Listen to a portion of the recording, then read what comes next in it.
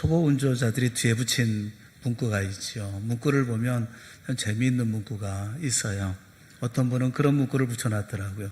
초보 운전, 당황하면 후진함, 후진 경력 2번, 뭐 이런 글이 있더라고요. 지난번 장례식에 참석하기 위해서 이 춘천을 가는 길인데 그 앞에 초보 운전자가 가고 있었습니다. 그 뒤에 뭐라고 붙여놨느냐 하면 운전 2일차. 어제 운전하고 오늘 운전한다는 거예요. 초보 운전이라는 거예요. 한참 혼자서 마음에 재밌는 생각을 갖다가 문득 이 사람은 운전을 2일 2번째 하는 날 얼마나 새로운 마음으로 생소한 마음으로 운전을 할까 하는 마음이 들면서 나는 인생 운전 며칠 차일까 하는 생각이 들더라고요. 인생을 살아오는 게 나는 며칠을 살았지 계산을 해봤어요. 그랬더니 오늘까지 21,497일을 살았더라고요. 2만일을 넘게 살았어요. 21,497일 3일만 더 살면 21,500일 그렇게 되더라고요. 참 많이 살았구나 하는 생각이 들고 그렇게 21,000일 이상을 이렇게 살았으면서 그 매일 난 뭘 하고 살았을까 하는 마음이 들어요. 칼빈의 기독교 강요에 보면 첫 장 첫 절에 이런 말이 있습니다. 나 자신에 대한 지식이 없이는 하나님에 대한 지식이 있을 수 없다. 그런데 이 말을 바꾸면 어떤 말이 되느냐 하면 똑같은 말이에요. 하나님에 대한 지식이 없이는 자신에 대한 지식도 없다라고 말할 수가 있는 것입니다. 하나님을 안다는 것, 그 다음에 자신을 안다는 것은 동시성을 가지고 있다는 것입니다. 하나님을 알아야 나를 알고 나를 알아야 하나님을 알 수가 있는 거예요. 인간이란 물리적으로 말할 수 없습니다. 또 경제적으로 평가되어질 수도 없어요. 참 인생은 다만 하나님 앞에서 평가되어지는 것입니다. 그런데 에덴 동산에서의 아담과 하와는 하나님은 물론 자신도 잘 알지 못했던 것 같습니다. 그래서 벌어진 일이 하나님이 먹지 말라 하신 열매를 먹는 일이었어요. 하나님이 아담에게 물으십니다. 내가 먹었느냐? 이 말씀을 보면서 참 하나님의 많은 그 의미를 함축하고 있는 마음에 의미를 함축하고 있는 그런 말이겠다 하는 생각이 들어요. 내가 먹었느냐? 그 말씀 속에는 탄식이 있고 답답함이 있고 안타까움이 있고 질책이 있는가 하면 한숨이 있어요. 하나님의 온갖 복잡한 마음이 다 담겨 있었습니다. 아담과 하와의 죄를 지었던 듣고 먹고 후회했던 당시의 모습을 오늘 본문의 말씀을 통해서 우리가 추적해 보면서 똑같은 실수를 하지 않으려면 어떻게 해야 될 것인지 또 이와 같은 자리에 있게 되어진다면 우리는 어떻게 해야 될 것인지 하는 것에 대한 생각을 좀 해봤어요. 먼저 듣습니다. 하와가 뱀의 이야기를 듣지요. 그런데 그 이야기는 전에 들어보지 못했던 전혀 다른 이야기를 듣습니다. 성경은 하나님이 만드신 들짐승 가운데 뱀이 가장 강교했다 그렇게 말씀을 해요. 강교라는 아룸이라는 이 단어는 능숙한, 교활한, 영악한 그런 뜻을 가지고 있어요. 이 강교한, 영악한 뱀은 다른 문화, 다른 세상 이야기를 하고 있는 것입니다. 그 당시의 상황을 가만히 상상을 해보았어요. 뱀이 하와에게 어떤 식으로 말했을까? 뱀이 하와에게 말을 할 텐데, 말을 건넸을 텐데 어떻게 말했을까? 생각해 보았습니다. 아마도 아주 가만히 하와의 눈을 바라보면서 진지하게 그리고 하와를 아주 깊이 염려하고 걱정해주고 생각해주는 것처럼 말하지 않았을까 하는 생각이 들어요. 그 눈맞춤에 관한 재미있는 조사가 있어요. 남녀 학생들이 미팅을 합니다. 모임을 갖는데 그 중에 일부 남학생에게 여학생이 눈을 몇 번이나 만나는 동안에 몇 번이나 깜빡거리는지를 헤아리게 했습니다. 미팅이 끝난 다음에 여학생에게 그 남학생에 대한 느낌을 물었어요. 자신의 눈 깜빡거리는 걸 헤아리는 그 남학생에 대해서 어떤 생각을 가졌는지를 물어봤어요. 그랬더니 그 남학생은 다른 사람보다 자신에게 더 존중하고 애정을 갖고 있는 것처럼 느꼈다. 그렇게 대답을 하더라는 거예요. 남학생은 그 속셈이 여학생이 몇 번 눈을 깜빡거리는가를 헤아리고 있는 거예요. 그런데 여학생은 나를 쳐다보는 그 모습을 호감으로 받아들이고 있었다는 것입니다. 뱀은 하와의 눈을 들여다보면서 어떻게 하면 의심을 품게 하고 속여서 타락하게 할 것인가 하는 것을 생각하는데, 하와는 그렇게 바라보는 뱀의 태도를 호감으로 받아들였던 것은 아닐까 하는 마음이 들어요. 오랫동안 기자 생활을 했던 분이 쓴 책이 있습니다. 혼자 빛나는 별은 없다. 그런 책이 있어요. 거기 이런 내용이 있어요. 말없이 눈빛만 봐도 생각이 통하는 친구가 몇 명이나 있는가. 전한 목소리만 듣고도 기분을 알아차리는 친구. 속마음과 반대되는 말을 해도 진심을 알아주는 친구. 나와 함께 기뻐하고 나와 함께 슬퍼해 줄 친구가 몇 명이나 있는가. 한 명만 있어도 행복이요. 두 명이면 행운이요. 세 명을 넘으면 하늘이 내린 축복이다. 공감하십니까? 근데 저는 이 글을 읽으면서 서글펐어요. 세상은 자기를 알아주는 사람을 끊임없이 이렇게 찾고 있구나. 한 사람만 있어도 행복하고, 두 사람이면 행운이고, 세 사람이면 하늘에 대신 축복이라고 생각을 하는구나. 친구 따라 강남 간다라고 하지만 친구처럼 접근해서 마치 사랑하는 것처럼 접근한 뱀의 목적이 하나님의 사랑을 받고 있던 아담과 하와를 타락시키기 위해서였던 점을 우리는 간과해서는 안 된다는 것입니다. 사랑하는 여러분, 사단이 뱀을 자신의 도구로 사용했다고 한다면 오늘날 악으로 끌고 가기 위한 도구로 이용되지 않을 피조물이 아무것도 없다는 것을 여러분 깨달아야 합니다. 사랑하는 여러분, 우리에게는 친구보다 주님 한 분으로 충분한 거예요. 세상은 친구를 찾고 나를 알아줄 사람을 찾고 마음을 나눌 사람을 찾지만 우리에게는 이미 그분이 계십니다. 주님이 계십니다. 틀림없이 뱀은 하와의 눈을 응시하면서 말했을 거예요. 이렇게 두 마디 말을 합니다. 하나님이 참으로 너희에게 동산 모든 나무의 열매를 먹지 말라 하시더냐라고 물어요. 하나님이 그럴 리가 없는데, 하나님이 드시도 않는 열매를 왜 너한테 굳이 먹지 말라고 하신 이유가 뭐야? 미스테리인데. 그리고 또 말합니다. 너희가 결코 죽지 아니하리라. 너희가 그것을 먹는 날에는 너희 눈이 밝아져 하나님과 같이 되어 선악을 알 줄 하나님이 아심이니라. 완전히 하나님의 마음과는 전혀 다른 말을 합니다. 그런데 하와는 뱀의 이런 말을 신뢰합니다. 뱀이 자신을 존중하며 하나님보다 자신을 더 많이 생각하고 염려해 주는 말이라고 착각을 해요. 그리고 번즈, 먹음직도 하고 보암직도 하고 지혜롭게 할 만큼 탐스러운 나무로 보였다라는 거예요. 여러분, 우리는 하나님이 우리에게 생육하고 번성하고 충만하여 다스리라 말씀하신 뜻을 잘 생각을 하셔야 합니다. 다스리라고 하시는 것은 하나님 만드신 모든 피조물들을 다스리라는 거예요. 다스려야 할 이유는 다스릴 이유가 있기 때문에 다스리라고 말씀하고 있는 것입니다. 모두가 다 자기의 몫을 잘 감당하고 있다고 한다면 다스릴 이유가 뭐가 있겠어요? 그러지 않으니까 다스려야 하는 거예요. 다스리려고 하면 정확하게 분별하고 그리고 지혜롭게 판별을 해야 되는 거예요. 분별력이 있어야 되는 거예요. 뭐가 옳은 것인지 뭐가 그런 것인지 이걸 분별할 수 있어야 되는 거예요. 요즘 석사, 박사 위에 밥사라는 학위가 존재한다고 그래요. 밥사. 밥 먹으면서 해결한다는 거죠. 정당하게 피차 대화하며 토론하고 회의하고 풀어가는 것이 아니라 밥 먹으면서 상대방의 경계심을 느슨하게 풀어놓고 밥값을 내가고 또 같이 먹으면서 자신의 의도를 이루겠다는 그런 일을 하는 사람을 박사 위에 밥사라고 부른다고 그래요.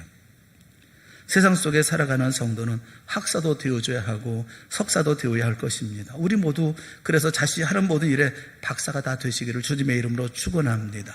하지만 때로 밥도 사주고 함께 밥도 먹어야 되기는 하겠지만 자기 의도를 관찰시키기 위해서 밥사는 되지 않았으면 좋겠어요.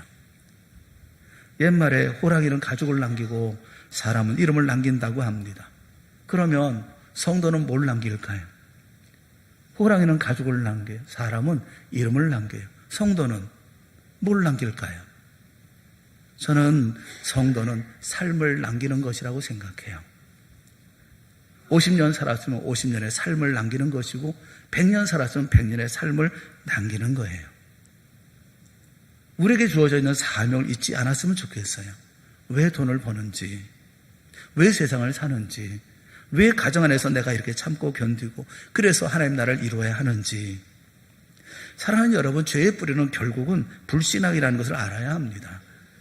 그들은 금단의 열매를 먹었어요. 먹게 된 동기나 이유는 신앙이 없었기 때문에 그렇습니다. 믿음이 없어 그렇습니다. 하나님 분명히 말씀하셨어요. 선악을 알게 하는 나무의 열매는 먹지 말라. 내가 먹는 날에는 반드시 죽으리라 말씀하셨습니다. 아주 강경하게 말씀하셨어요. 반드시 죽으리라 말씀하셨는데 믿지 않습니다. 이 말씀을 그대로 믿었다고 하면 뻑지 않았을 것입니다. 그런데 그 말씀을 못 믿고 안 믿었기 때문에 먹은 거예요. 노아 홍수를 생각해 보세요. 홍수가 나기 120년 전부터 방주를 짓게 되었습니다. 120년의 긴 작업 끝에 방주가 완성됐습니다. 이제 홍수가 날 것이고 방주에 들어가는 생명만 살아남게 되어질 것입니다. 그런데 노아의 가족들 외에 당시 사람들은 방주에 오르지 않았습니다. 그리고 죽고 말았어요. 그들은 방주가 무엇 때문에 준비되고 있는지를 20년 동안 지켜보고 들어왔었습니다. 하지만 방주에 오르지 않았고 그래서 죽었어요. 방주에 오르는데 무슨 도덕적으로 깨끗해야 한다는 조건이 필요합니까? 회개하고 의와 진리의 삶을 사는 사람만 방주에 탈 수 있다고 말한 것입니까? 그렇지 않아요. 아무런 조건이 없어요. 방주에 오르라. 그러면 살리라. 이 한마디를 믿지 않아서 방주에 오르지 않고 홍수의 멸망을 당하고 말았어요. 마지막 통첩 그리고 종말론적인 메시지, 이 한마디를 믿지 않음으로 죽은 거예요. 하나님의 말씀을 들을 때 추론이나 논쟁으로 맞서지 마십시오. 주 예수를 믿으라. 그리하면 너와 내 집이 구원을 얻으리라 라고 말씀하고 계시면 주 예수를 믿고 나와 내 집이 구원받음을 기뻐하는 삶을 살아야 하는 거예요. 잘 모르겠거든 그 한계가 있는 머리로 자꾸 헤아리려고 하지 말고 무조건 말씀하신 건 믿으면 되는 거예요. 하나님의 말씀이 진리이고 결코 후회 없는 삶을 살게 할 우리의 이정표이고 잣대라는 사실을 우리가 분명히 안다면 그 말씀대로 믿어야 되는 것이 아니겠어요? 시편 119편 72절에 주의 입의 법이 내게는 천천 금은보다 좋으니이다 라고 고백하고 있어요. 주의 입의 법이 내게는 천천 금은보다 좋습니다. 이것이 우리의 고백이 되어야 되지 않겠습니까? 하나님의 말씀을 믿으십시오. 다른 이야기, 뱀의 이야기, 세상 이야기 듣지 말고 오직 주님의 말씀을 믿으세요. 그리고 그 말씀으로 세상을 저항해 나아가세요.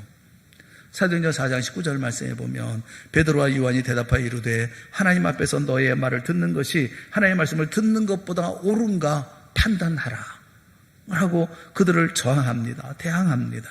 사단의 시험에 대해서 예수님은 마지막 시험에 마태복음 4장 10절에 이렇게 말씀하시에 우리 다 같이 봅시다. 시작. 사단아 물러가라. 기록되었으되 주 너의 하나님께 경배하고 다만 그를 섬기라 하였느니라. 주님도 말씀으로 저항합니다. 말씀으로 대적합니다. 그러자 마귀는 떠나고 천사들이 나와서 수정 들었다라고 말씀을 해요. 무슨 이야기를 듣든지 말씀으로 가려 들으십시오. 무슨 상황을 만나든지 말씀으로 저항하십시오. 하나님께서 내게 주신 말씀을 가지고 살아가는 사람들, 그가 성도인 거예요.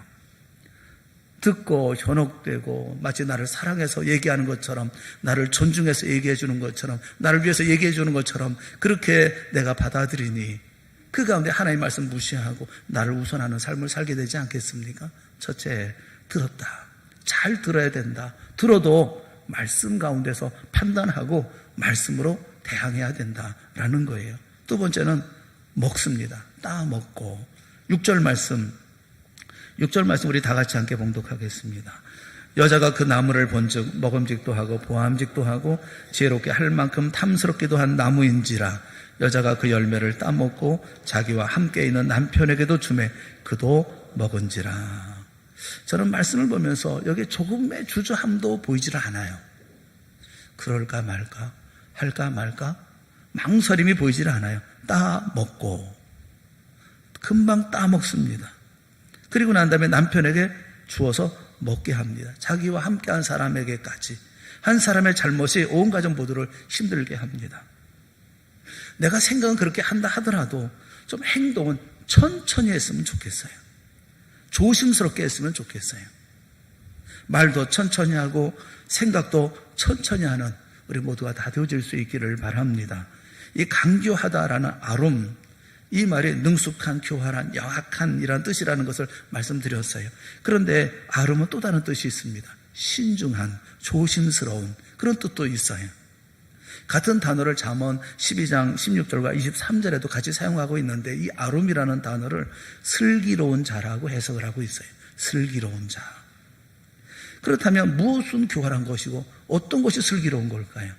성경은 똑같은 단어 아름을 어떤 때는 교활하다, 간교하다라고 번역하고 어떤 때는 슬기롭다, 지혜롭다라고 번역하고 있을까요? 자기를 위해서 이기적으로 사용할 때 아름은 교활한 거예요. 그런데 하나님을 위해서 사용될 때 아름은 슬기로운 거예요. 성경은 그렇게 말씀하고 계셔요. 왜 매사가 급합니까? 왜 주저함이 없습니까? 하나님을 생각하지 않기 때문에 그렇습니다. 그것이 강교함이에요.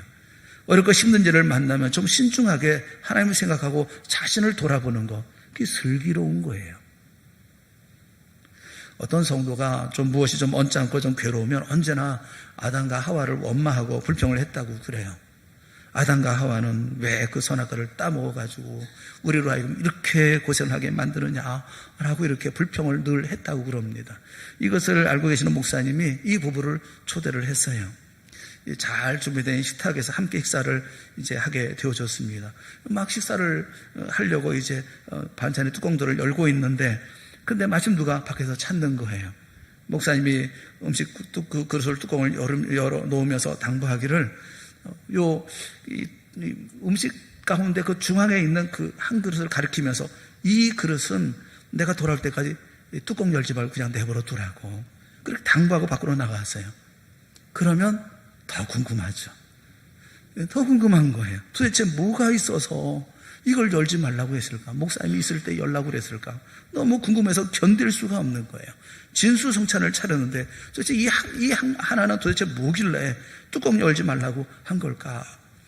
살짝 보고 덮으면 되겠지 해가지고 살짝 뚜껑을 여는 순간에 푸드득 하고 갇혀있던 새 한 마리가 날아가 버리고 만 것입니다. 누군들 그 속에 살아있는 새가 있으리라고 생각이나 했겠어요. 다시 새를 잡아서 집어넣을 수도 없어서 당황하고 있을 때 목사님이 오셔서 들어오시면서 하시는 말씀이 당신도 틀림없는 아담의 자손이군요 라고 얘기를 했다는 거예요. 하나님 우리에게 많은 것을 주셨어요. 그거 왜 불평해요? 불평이 많아요. 여러분 하나님께서 그 많은 것 주시고 그거 꼭 열어봐야 되겠어요? 꼭 먹어봐야 되겠어요? 어떤 분들은 하나님께서 왜 11조를 바치라고 하셨느냐라며 불평을 해요. 사랑하는 여러분, 우리가 가지고 있는 모든 것 다 하나님의 거예요. 그 전부인 그 중에 9은 내가 사용하고 나머지는 내게 바치라 라고 말씀하고 있는 거예요. 그 하나는 내 것이 아니에요. 나머지 9도 내 것이 아닙니다. 주님이 주셔서 내가 가지고 있는 나는 하나님의 청직인 거예요. 찬찬히 생각하세요. 어떤 말을 듣고 급하게 움직이지 말고요. 어떤 말을 듣고 급하게 분하거나 급하게 즐거워하거나 급하게 행동하지 말고 급하게 자신의 처지에만 고독 집중하면서 그러면서 불만하고 불평도로 얻지 말고 지혜롭게 차근히 처음부터 하나님을 생각하고 이 일은 왜 있으며 이때 나는 어떻게 해야 되는지 나를 향한 하나님의 뜻은 무엇인지 우리는 물어봐야 돼요. 저를 붙잡고 기도해 주세요 라고 말씀하는 교인들이, 성도님들이 계셔요. 병이 있고 어려움이 있고 또 항암 치료받고 이렇게 어려운 가운데 있으면서 기도 부탁을 하는 분이 계셔요. 그럼 제가 물어봐요. 마음은 좀 어때요? 괜찮아요? 그러면 거의 대부분의 분들이 안 괜찮아요. 그렇게 말씀을 하셔요. 괜찮을 까닭이 없지요. 항암 치료해야 되고 힘들고 어려우니까. 그럼 제가 몇 마디 말씀을 드려요. 하나님께서 내게 주신 길이라면 끝까지 포기하지 마십시오. 힘을 다해서 감당하십시오. 이 일이 중요한 게 아니라 이 일로 말미암아 이루어지는 일들이 중요합니다. 내 가정에 하나님께서 행하시는 일들이 분명히 있습니다. 믿고 갑시다. 힘을 내서 갑시다. 오늘 이 담당할 힘을 오늘 하나님께서 우리에게 주실 줄로 믿습니다. 하고 같이 손을 얹어 같이 기도해요. 우리 인생에 수많은 문제를 만납니다. 하나님 우리에게 많은 문제를 주셔요. 그런데 제가 믿기는 이 모든 문제는 정답이 있습니다. 모든 문제는 정답이 다 있습니다. 그 정답이 무엇인지 지혜롭고 현명하고 믿음이 있게 하나님의 마음에 쏙 들게 문제를 풀어가는 우리 모두가 되어질 수 있기를 주님의 이름으로 축원합니다. 급한 이유는 교만하기 때문에 그런 거예요. 첫째는 하나님을 생각하지 않기 때문에 급하고, 두 번째는 교만하기 때문에 급한 거예요. 하나님의 간섭으로부터 벗어나고 싶은 불만이 하나님과의 관계를 깨뜨려버리고 맙니다. 하나님께 도전하는 거예요. 그러지 마세요. 인간 이상이 되려고 하다가 오히려 인간 이하가 되어져 버리고 맙니다. 우리는 반드시 알아야 합니다. 다른 사람보다 다르게 나름대로 더 낫게 살아보겠다고 하다가 결국 더 형편없는 인간이 되어진다는 거 우리 잘 압니다. 교만으로 사람 위에 군림하려고 하고 심지어 하나님께 도전하려고 하는 거, 그거 교만함이에요. 예수님께서 제자들에게 한번 물으셨습니다. 마태복음 16장에 보면 사람들이 인자를 누구라 하더냐. 제자들이 저마다 얘기합니다. 세례 요한이라고 합니다. 더러는 엘리야라고 하고, 더러 어떤 이는 예레미야나 선지자 중에 하나라고 합디다. 그래서 예수님께서 다시 물어봅니다. 너희는 나를 누구라 하느냐? 그때 베드로가 고백을 하는 거예요. 주는 그리스도시요 살아계신 하나님의 아들이십니다. You are the Messiah, the Son of Living God. 굉장하잖아요. 이런 고백을 해요. 하나님의 아들이십니다. 메시아십니다. 예수님께서 기뻐하시면서 칭찬하십니다. 바요나 신문아 내가 복이 있도다 칭찬하십니다. 그리고 그런 다음에 예수님께서 죽음을 예고하십니다. 그러자 베드로가 나서서 얘기합니다. 즉각적으로 주여 그리 마옵소서, 이 일이 결코 주께 미치지 아니하리이다 라고 항변했다. 그렇게 성경은 말씀하고 있어요. 이 항변이라는 에피티마오라고 하는 말이 어떤 말이냐 하면, 예수의 풍랑이는 바다를 향해서 꾸짖으실 때 잔잔하라 조용하라 라고 말씀할 때 꾸짖었다는 말과 같은 단어가 에피티마오라는 단어예요. 베드로가 누굽니까? 예수님의 수제자입니다. 그런데 이제 예수님께 칭찬받고 마음에 뭐가 좀 생긴 모양이에요. 그러자 예수님을 꾸짖습니다. 그리 주여 그리 하지 마시옵소서, 주님께 결코 일이 미치지 않을 것입니다. 당당하게 말합니다. 예수님께서 뭐라고 나무라십니까? 내가 하나님의 일을 생각하지 않냐고 도리어 사람의 일을 생각하는도다.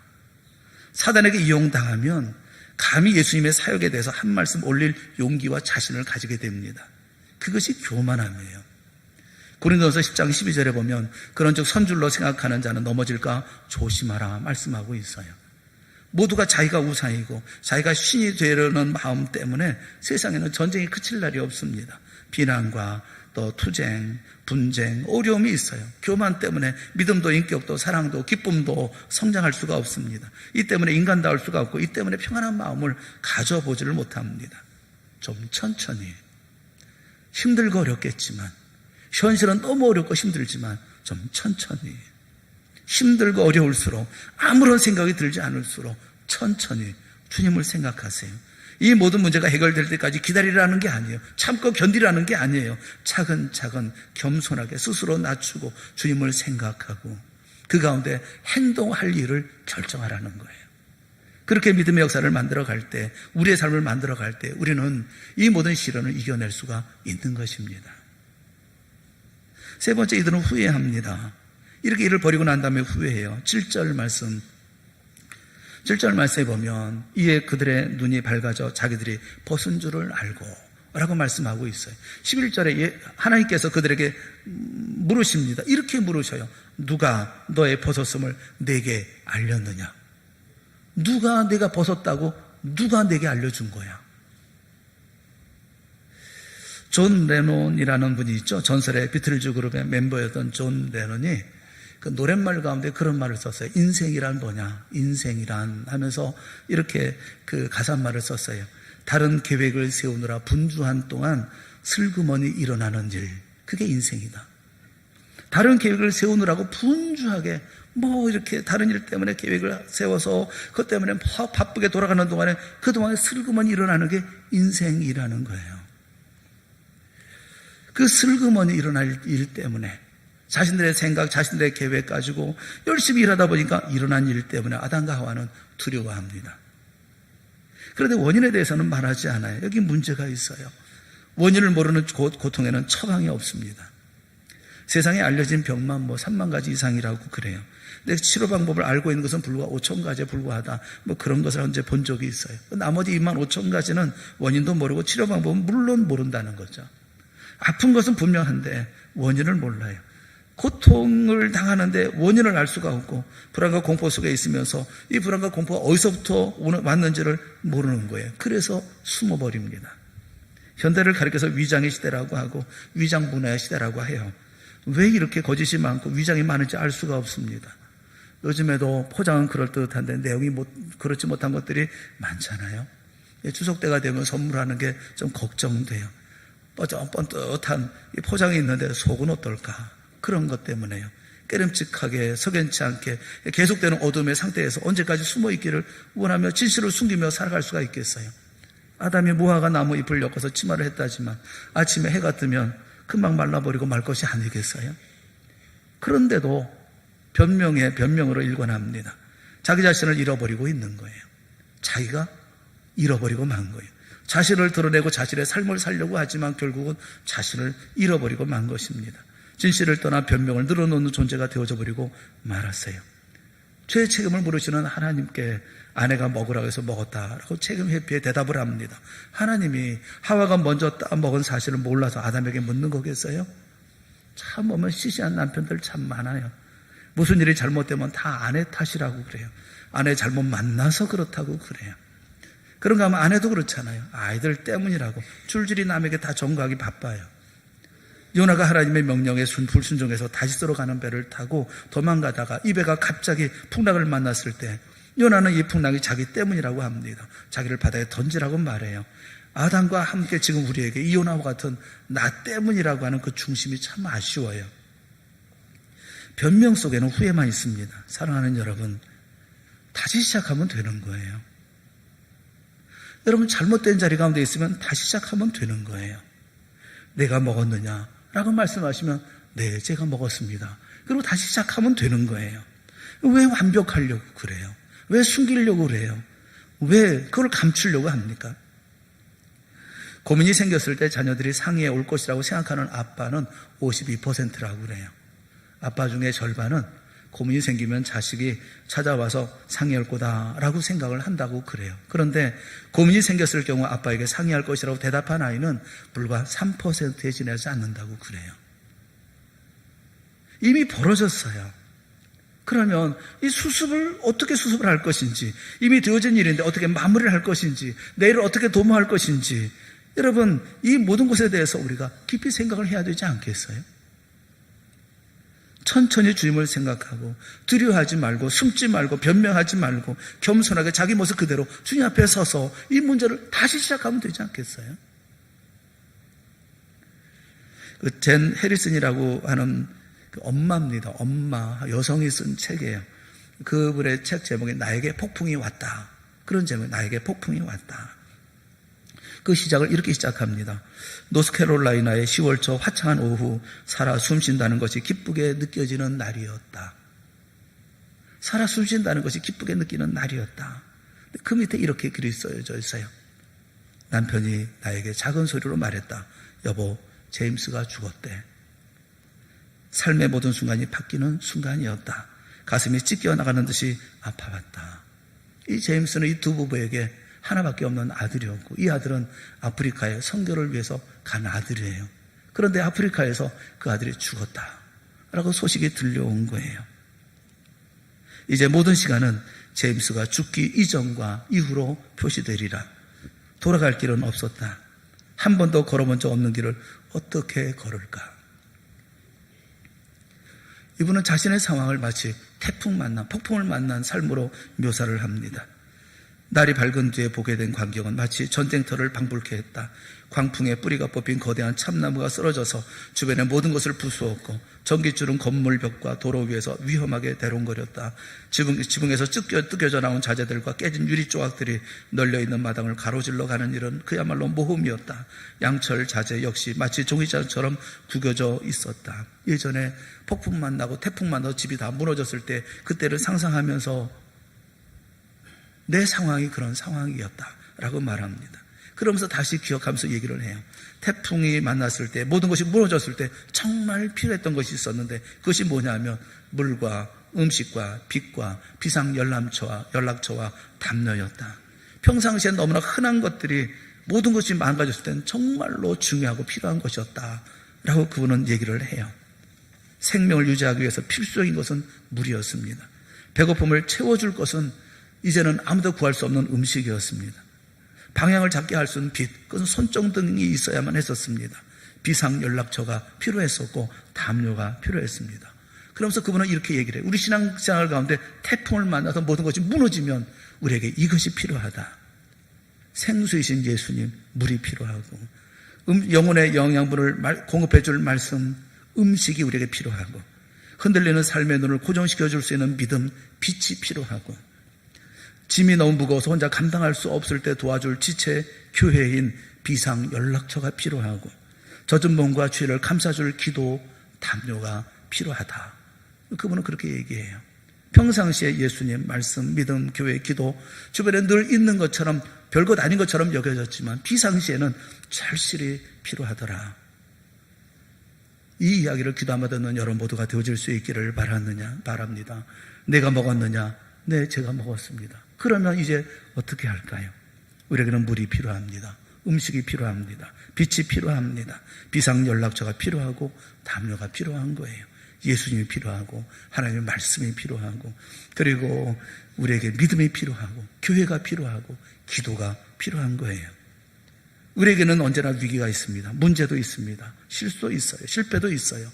물론 믿음으로 차근히 겸손하게 내 자리를 지켜야 할 것입니다. 그럼에도 불구하고 넘어졌으면 아무것도 할 수 없으면 도무지 앞이 보이지 않으면 아무 생각이 들지 않는다고 한다면 예수님을 바라보세요. 말씀을 보세요. 믿음을 가지세요. 교회에 도움을 요청하세요. 그리고 기도하세요. 그리고 이것을 다시 시작하세요. 신앙의 삶을 다시 시작하세요. 인생은 단 한 번밖에 없고 되돌아갈 수 없다고 말하지만 여러분 그렇지 않습니다. 하나님 우리에게 새롭게 다시 시작할 수 있는 아침을 주십니다. 그리고 우리를 사랑하시는 주님은 그 하루를 다시 시작할 수 있는 힘과 능력을 오늘 우리에게 주시는 것입니다. 고개를 드시고 가슴을 펴고 일어나 두려워 말고 부끄러워 말고 후회만 하지 말고 다시 시작하십시오.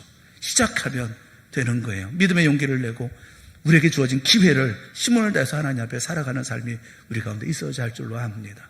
아담과 하와도 실패했습니다. 우리도 실패합니다. 하지만 다른 점이 있다고 한다면 주님께서 우리를 도와주셔서 우리가 다시 한번 일어나 다시 그 일을 감당할 수 있는 힘을 주신다는 거예요. 다시 한번 주의 역사를 만들어가는 우리 성도들이 되어질 수 있기를 바랍니다. 내가 먹었느냐? 네, 제가 먹었습니다. 그러나 주님 나를 도와주시옵소서 고백하는 여러분 모두가 다 되어질 수 있기를 주님의 이름으로 축원합니다. 기도하겠습니다. 사랑의 하나님 아버지, 주님께서 우리에게 은혜를 베풀어 주시기를 원합니다. 좌절과 절망 가운데 있지 않게 하여 주시옵시고 포기하지 않게 하여 주시옵시고 다시 일어나게 하여 주시옵소서. 주의 손 붙잡고 일어나 했던 일 실패했다면 다시 하면 되는 것 아니겠습니까? 일어나 주님의 일을 감당해 나가는 하나님의 성도, 이 땅의 삶을 살아가는 하나님 믿음의 역사에 이루어나가는 우리 사랑하는 성도 모두가 다 되어질 수 있도록 이 시간 큰 은혜 베풀어 주시옵소서. 주님께서 아직 우리를 불러가시기 전이라고 한다면 힘을 다해 오늘의 삶에 최선을 다해서 사랑하게 하시고 용서하게 하시고 감싸주게 하여 주시옵시고 믿음으로 고백하게 하시고 찬송하게 하시고 감사하게 하여 주시옵시고 주의 영광 위한 삶을 살아가는 우리 사랑하는 성도 모두가 다 되어질 수 있도록 큰 은혜 베풀어 주시옵소서. 예수님의 이름으로 기도드리옵나이다. 아멘. 우리 다 같이